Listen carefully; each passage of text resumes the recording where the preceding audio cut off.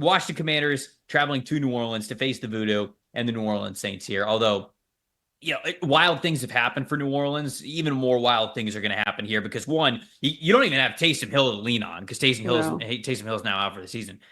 Derek Carr is not playing in this game. So is Jake Haener? Is it Spencer Rattler? It's going to be the backup quarterback effect that you don't have a lot of tape on, certainly if it's Haener. What do we think about this one? Matchup that matters. Where are we going? Yeah, I mean, I think it starts also with then limiting the Commanders' offense and Scary Terry against, I guess, so it's Scary Terry versus Alontae Taylor. I'm assuming that's going to be the matchup that we're going to see here.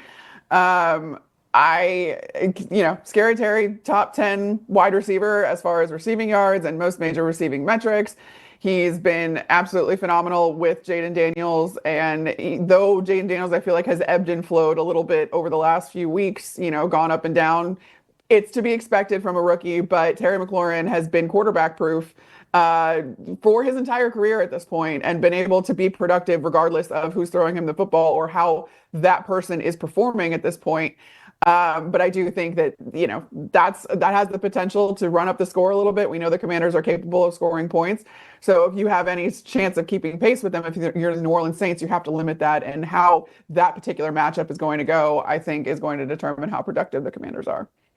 Commanders run game versus the Saints run defense. I think when the Commanders are at their best, they're running the football well. You mentioned Scary Terry and how great of a compliment he has been in the passing game, but I really do think this is a run the football type of a team first. And with that being the case, the Saints have not been a great run defense team. 56.4 run defense grade for the New Orleans Saints over the last month. That is 25th in the NFL. It's just a unit that, especially on the interior defensive line, they have really struggled. I feel like the edge play has gotten a little bit better, but man, on the interior defensive line, they're hurting. And this is Commanders' offensive line that played really well, I think, through the first, let's say, 6-7 weeks of the season, cooled down a little bit in the middle parts of the year, but could really get back to form here for Washington as they make their playoff push and they get ready for the playoffs here. So at least certainly they hope. I think that starts running the football, and how well they're able to dictate the game on the ground is going to be what I'm looking for here, especially with it being, in New Orleans. You don't want that offense out there. You want to control the ball as much as possible. And even with the backup quarterback out there, you want to make sure the ball's in your hands more than it is theirs because, again, crazy things happen when you play games in New Orleans. It's just what we have seen this season. My plus factor on top of that, just to roll it all into one, has to be Jake Haener.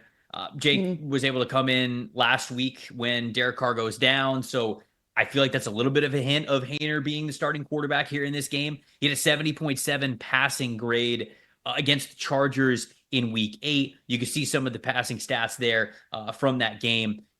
He's still a relatively unknown. I mean, I loved watching his tape when he was at Fresno State. That was a ton of fun. And so I think that he's a gamer. I think he's going to be ready for it. He's a really competitive player, but so is Spencer Rattler. And so I just don't know what this offense is really going to look like because we have not seen either of them as of late. So that's the total plus factor here is, can you get something out of your quarterback position with all the injuries that the Saints have to a lot of their passing weapons as well? Can whoever starts a quarterback really be able to give you something to complement whatever you're going to get in the run game and however the offensive line can play in front of you? So I think the Commanders and their style of play, how they would like to play this game, it might not be a super high scoring game. So again, if you get some good quarterback play out of whoever is starting, could keep pace here. So how Haener plays, that's the plus factor to me. What about you? What do you got? Is the Jake Haener agenda the wired agenda? Like Spencer Rattler is now the tired agenda, and then Jake Haener is now the wired agenda.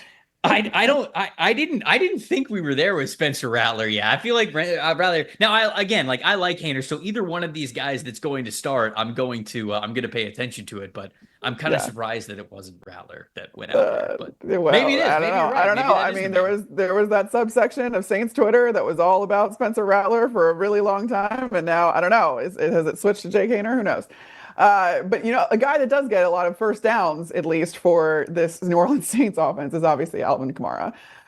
52 first down rushes. That ranks tied for 6th in the league, actually, with Chuba Hubbard up in Carolina.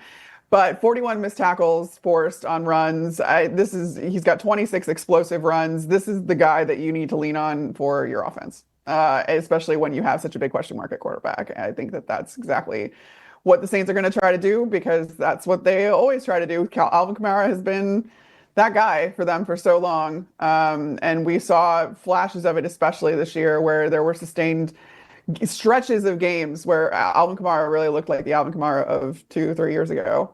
And you're going to need that when you don't really know what's happening at quarterback.